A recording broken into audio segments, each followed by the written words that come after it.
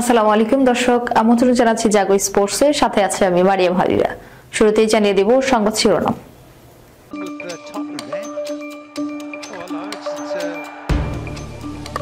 Money is the best motivator, টাকা পেয়ে সিলেটকে উড়িয়ে জয় ফিরল দুর্বার রাজশাহী।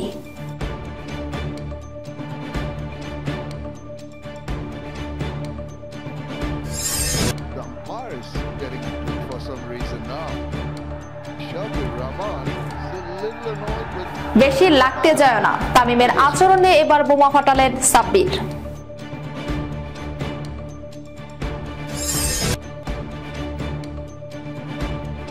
ম্যাচ প্রতি রেকর্ড $2000 বিপিএল আম্পায়ারিং এ সৈকত।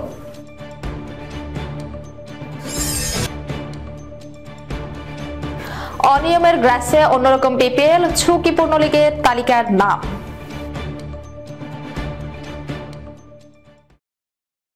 শুনছিলেন সংবাদ শিরোনাম, এবারে বিস্তারিত। কথায় বলে money is the best motivator. সাময়িকভাবে আর্থিক সমস্যা কাটাতেই জয়ে ফিরেছে দুর্বার রাজশাহী।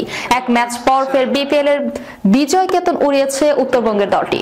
শুক্রবার সিলেট স্ট্রাইকার্সকে 65 রানে উড়িয়ে দিয়েছে তারা। বিপিএল এর চট্টগ্রাম পর্বের শুরুতেই পারিশ্রমিক ইস্যুতে অনুশীলনে অংশ নেওয়া থেকে বিরত থাকেন রাজশাহীর ক্রিকেটাররা। পরে সেই ঘটনা গণমাধ্যমে আসার বিসিবির চাপের মুখে ক্রিকেটারদের 25% পারিশ্রমিক প্রদান করেছেন রাজশাহীর মালিকপক্ষ। আজ তাই ফুরফুরে মেজাজে মাঠে নেমেছিলেন রাজশাহীর ক্রিকেটাররা।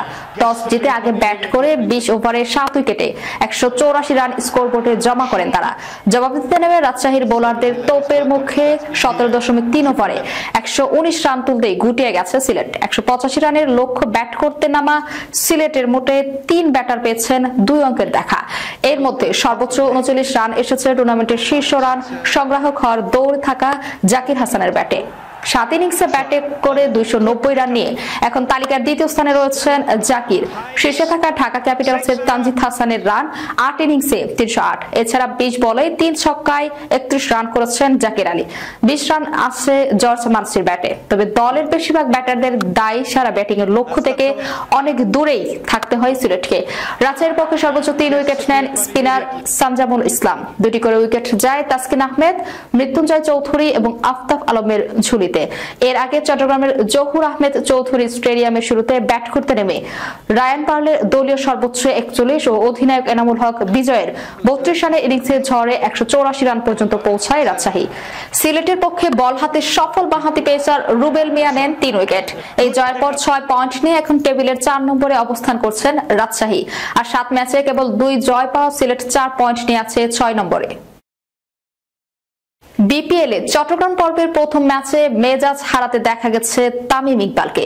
ঢাকা ক্যাপিটালসের বিপক্ষে ব্যাটিং এর সময় ফিল্ডার সাব্বির রহমানের সঙ্গে বিবাদে জড়াতে দেখা গেছে তাকে, যে ভিডিও সামাজিক যোগাযোগ মাধ্যমে ছড়িয়ে পড়ে যা নিয়ে বেশ আলোচনা হয়। ম্যাচ আগ্রাসীর আচরণের জন্য অনেকেই কাঠগড়ায় তুলেছেন তামিমকে, যদিও বিষয়টিকে হিট অফ দ্য মোমেন্ট হিসেবে দেখছেন সাব্বির। দেশের একটি বেসরকারি টেলিভিশনকে এমনটি জানিয়েছেন জাতীয় দলের বাইরে থাকা এই ক্রিকেটার। সাব্বিরের সঙ্গে তামিমের দ্বন্দ্বের বিষয়টি ঘটে ম্যাচের দ্বিতীয় ইনিংসের 9ম ওভারে। তামিমের একটি শট বাউন্ডারি লাইনে ঠেকে সেটি ফেরত না পাঠিয়ে একটু সামনে ফেলেন সাব্বির, যা দেখে রেগে যান তামিম।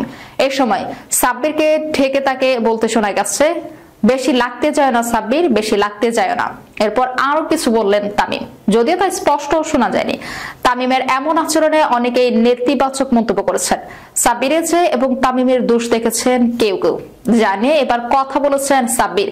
সাব্বির বলেন, মাঠের মধ্যে যে ঘটনাই হোক এটা মাঠের মধ্যেই শেষ হয়ে যায় আমাদের। তামিম ভাই আমাদের সিনিয়র বড় ভাই, রেসপেক্টেড বড় ভাই এবং লিজেন্ড ক্রিকেটার। এরকম ক্রিকেটার বাংলাদেশ আসবেও না আমি জানি। ওনার হিট দ্য মোমেন্ট এটা হয়ে গেছে, আমি ওটা কিছু মনে করিনি। উনি আমার খুবই ক্লোজ বড় ভাই, ওনার সঙ্গে আমার সম্পর্ক খুবই ভালো। আশা করছি সম্পর্কটা চিরস্থায়ী থাকবে, ভবিষ্যতেও ভালো যাবে।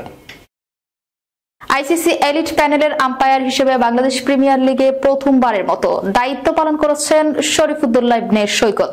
চট্টগ্রাম চিটাগাং কিংস খুলনা টাইগার্স ম্যাচে দায়িত্ব পালনের মাধ্যমে 16 জানুয়ারি অন্যরকম অভিষেক ঘটে তার। মাত্র 12 সদস্যের এলিট প্যানেলের একজন সৈকত প্রথম বাংলাদেশি হিসেবে গত বছরের মার্চে এলিট প্যানেলে নাম লিখিয়ে রেকর্ড করেন সাবেক এই ক্রিকেটার।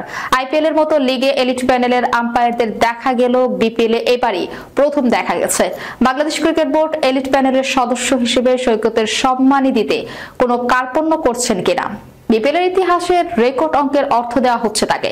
ম্যাচ প্রতি সৈকত পাবেন $2000, টাকায় যা দাঁড়ায় 2,20,000 টাকা বেশি। রাইজিং বিডিকে সৈকতের ম্যাচ প্রতি সম্মানের বিষয়টি নিশ্চিত করেছেন আম্পায়ার্স কমিটির চেয়ারম্যান ইফতেখার রহমান মিঠু। দেশি আম্পায়ারের সঙ্গে বিবেচনা করলে প্রায় 5 গুণ বেশি অর্থ পাচ্ছেন সৈকত। বিপিএল এ মাসুদুর রহমান মুকুলরা তথা দেশি আম্পায়াররা পাচ্ছেন ম্যাচ প্রতি 50,000 টাকা করে। এই মৌসুমে 35,000 টাকা থেকে বাড়িয়ে 50,000 করা হয়।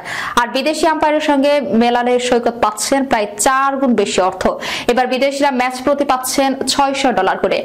এর আগের মৌসুমে বিদেশিরা পেয়েছেন $500 করে। এবার $100 বাড়ানো হয়েছে। সংবাদ মাধ্যমকে মুঠোফোনে মিঠু বলেন, এলিট প্যানেলের আম্পায়ারকে আমরা $2,000 করে দিচ্ছি। অন্যান্য ফ্র্যাঞ্চাইজি লিগে এলিট প্যানেলের আম্পায়ারদের সম্মানী আরো বেশি। তার অন্তর্ভুক্তি বিপিএল এর গুরুত্বও বাড়বে।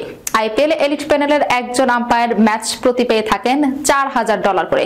অবশ্য আইপিএল এ যেরকম অর্থের ছড়াছড়ি সেই হিসেবে বিপিএল এর সঙ্গে তুলনা করে বেমানান বটে। এলিট প্যানেলে নাম লেখানোর আগে বিপিএল 83 ম্যাচে আম্পায়ারিং করেছেন সৈকত।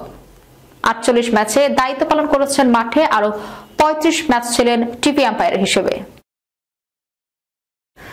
বাংলাদেশ প্রিমিয়ার লিগ শুরুর আগে ফলাও করে প্রচার করা হয়েছিল এবারের টুর্নামেন্ট হতে যাচ্ছে অন্যরকম।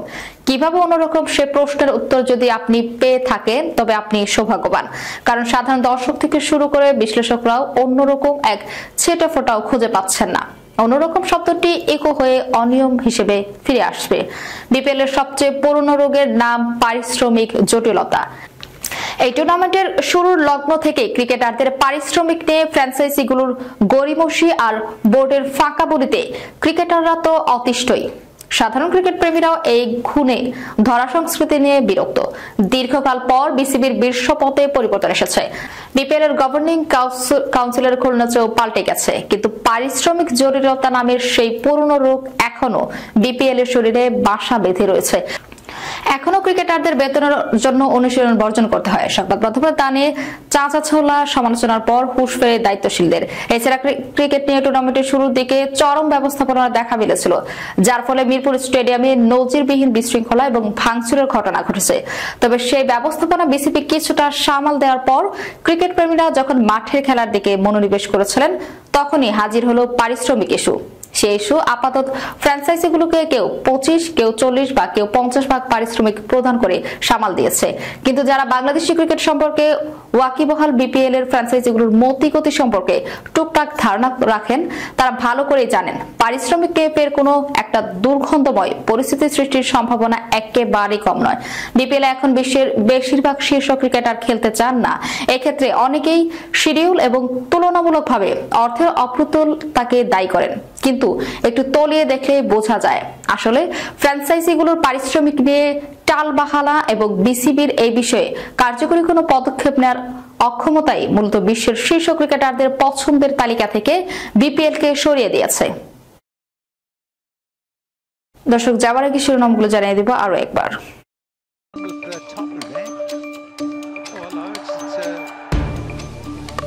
Money is the best motivator. টাকা পেয়ে সিলেটকে উড়িয়ে জয়ে ফিরল দুর্বার রাজশাহী।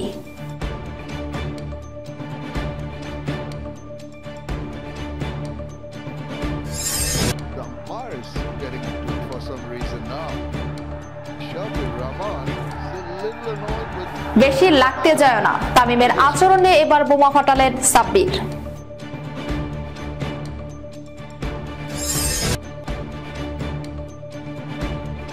ম্যাচ প্রতি রেকর্ড $2,000 বিপিএল আম্পায়ারিং এ সৈকত।